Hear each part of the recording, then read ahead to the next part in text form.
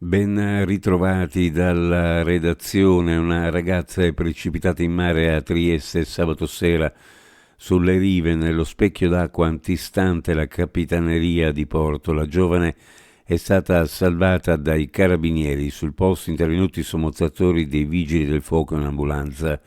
La giovane in ipotermia è stata portata a pronto soccorso dell'ospedale di Cattinara in condizioni non gravi.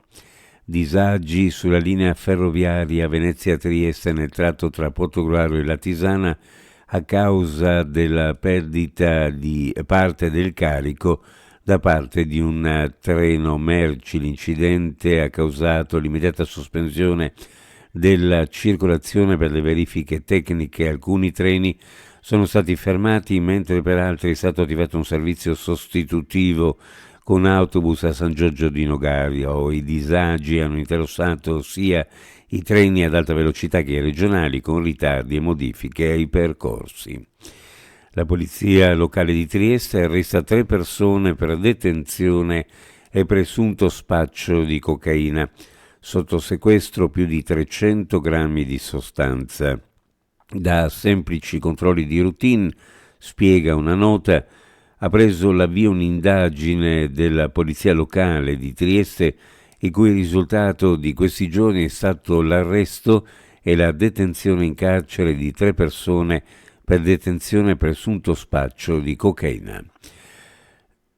Primo giorno di apertura di impianti ieri. In 4 dei 6 comprensori regionali sono stati più di 2000 gli sciatori che hanno inaugurato la stagione, numeri che fanno ben sperare, anche se per oggi l'Osmer prevede precipitazioni da deboli a moderate sulla fascia orientale che saranno abbondanti su quella occidentale, specie verso Piancavallo.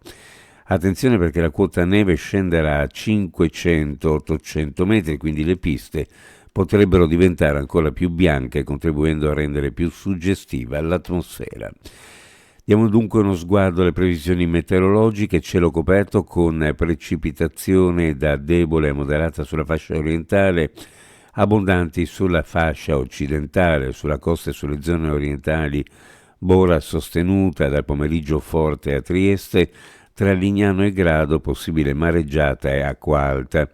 Temperature minime in pianura fra 3 e 6 e sulla costa fra 6 e 9 gradi, le massime ovunque fra 8 e 11 gradi centigradi.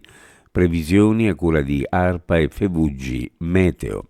Ed è tutto per il momento con l'informazione, grazie per averci seguito. A più tardi.